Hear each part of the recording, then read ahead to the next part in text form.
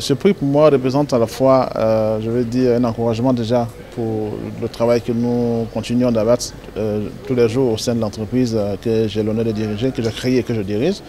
Et c'est aussi également pour moi, je dirais, une matérialisation de tout ce travail d'équipe qui est réalisé par l'ensemble des collaborateurs, ceux d'hier, ceux d'aujourd'hui, même ceux de demain. Voilà, parce qu'une entreprise, c'est un organisme vivant voilà, qui évolue et qui sait s'adapter. L'entreprise que je dirige a été, je veux dire, très souvent leader jusqu'à ce jour de beaucoup de choses dans notre pays. J'ai eu à citer le mobile money parce que nous avons été les premiers à lancer le mobile money en tant que solution de paiement dans ce pays. Nous avons également été les premiers à lancer tout ce qui est plateforme de e-learning à destination du système éducatif. De face à son apparition aujourd'hui en Afrique et que tout le monde en parle, on a été les premiers déjà à concevoir des applications qui pouvaient être utilisées par des personnes qui même n'étaient pas allées à l'école, c'est-à-dire qui pouvaient parler nos langues nationales. Et aujourd'hui, avec la révolution qui est en train de s'annoncer, notamment avec l'IA, je pense que nous avons encore de beaux jours devant nous. Et donc ce prix est un défi. Voilà, un défi pour nous, un défi pour nos collaborateurs, un défi également pour tous ceux qui sont dans le secteur digital.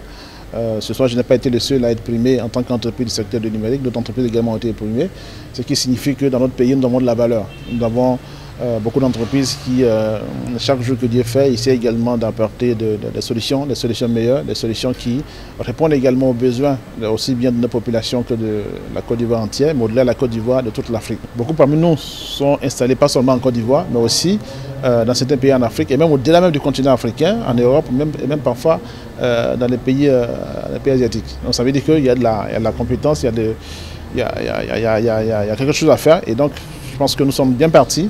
Et je ne me fais que me réjouir comme vous l'avez si bien dit, d'être primé ce soir. Et je pense qu'il y a des jours meilleurs qui s'annoncent.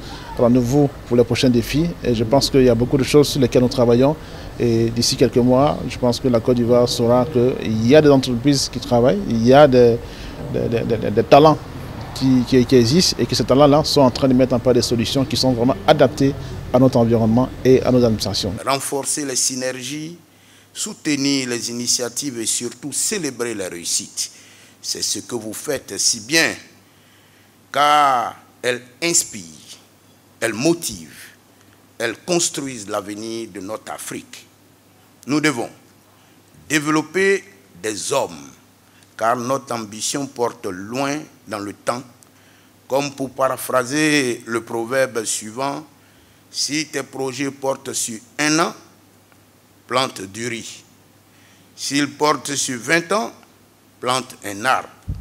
À plus d'1 siècle, développe des hommes. C'est ce que vous êtes en train de faire en célébrant toutes ces sommités du monde des affaires africain.